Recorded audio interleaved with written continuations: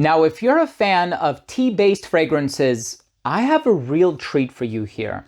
So this is a perfume by Chris Collins. It's called African Rooibos. And I used to have Rooibos tea all the time, otherwise known as red tea. It has a lot of anti-carcinogenic properties. Well, here we have a beautiful composition by perfumer Sidonie Lancasser. I'm excited to give you my thoughts on this fragrance in just a little while, so make sure to stay tuned.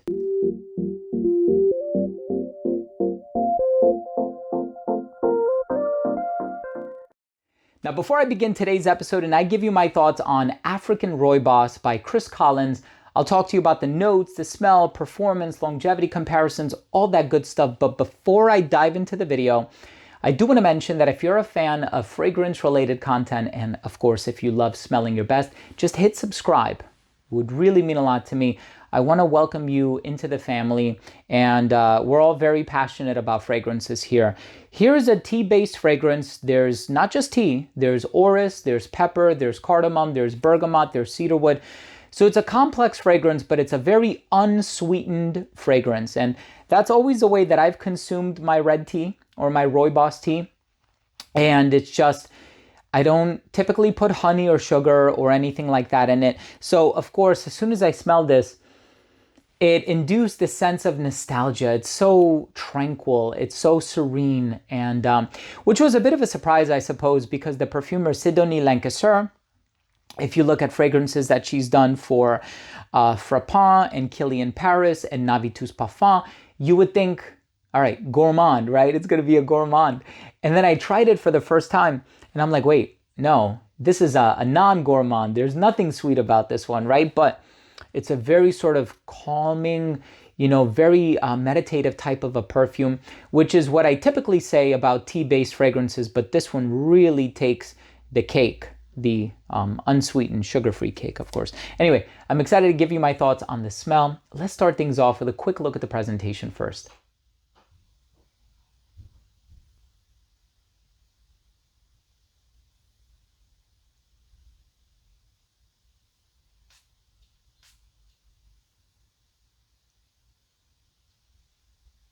So right in the opening of this fragrance, you are going to get this tea vibe from it.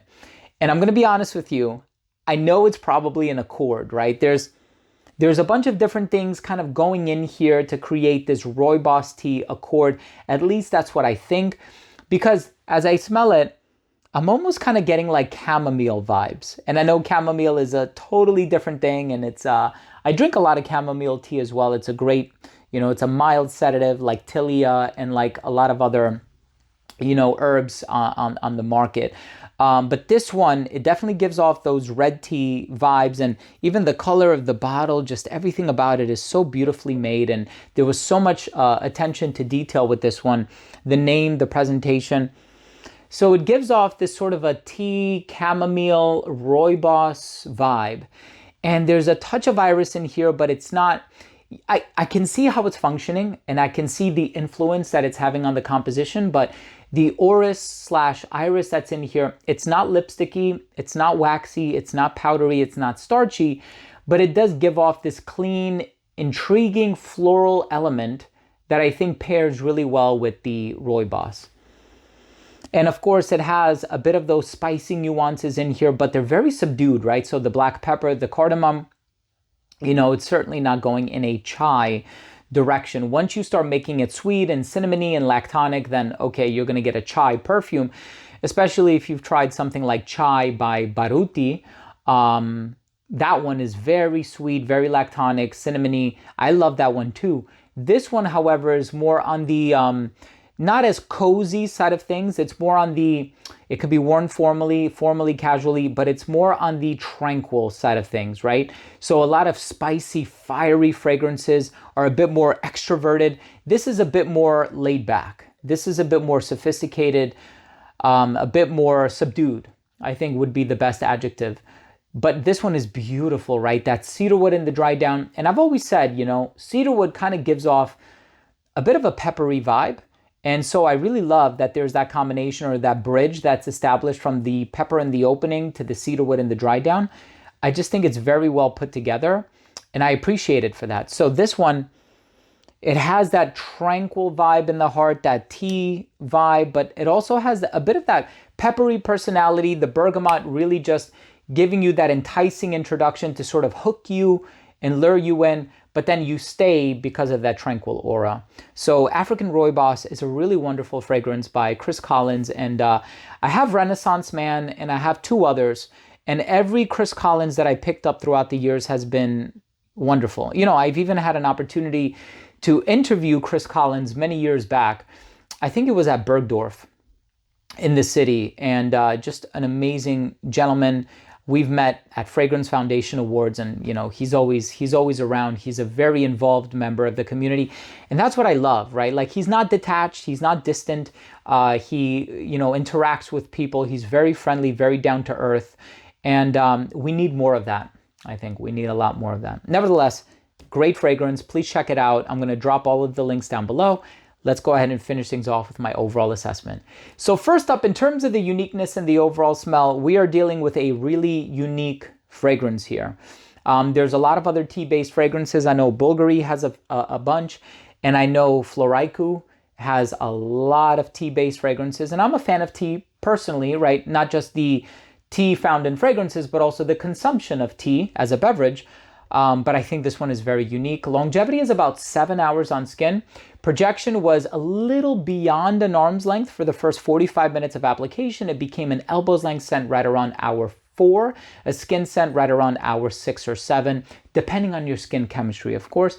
And as far as the versatility is concerned, perfectly unisex. I think this would work great in every season except for the winter. So you can wear this one spring, summer, fall perfectly. Even that cardamom, black pepper, cedarwood thing, perfect for the fall. Wintertime, I would go with something like Renaissance Man or one of his other fragrances, certainly.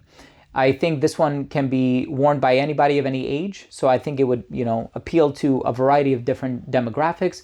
And as far as the presentation is concerned, beautiful. The color of the bottle, I mean, the box is very sturdy. It has this sort of sleeve on it. It also has this plastic casing that comes over it. I mean, it's just the attention to detail is really nice. My final verdict on this fragrance is, if you're a fan of tea-based fragrances and you haven't tried this one, please try it now. Please try it. It's a great fragrance.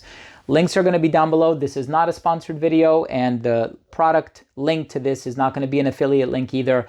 I just love being able to introduce you to fragrances that I come across, and I try to tackle them in a way that I think conveys how they smell so that you can make the opinion for yourself, and you can check it out and see if it's something that will end up being to your liking, right? So thank you so much for watching. I love you all. If you took anything of value from today's review of African Rooibos by Chris Collins, let me know, drop your comment down below, and don't forget to subscribe to the channel. Click the bell icon so you could be notified whenever I do put out these daily uploads, and give this video a thumbs up for the algorithm. It would really mean a lot to me. Thanks again for watching. I love you all, and we'll see you tomorrow with a new episode. Bye.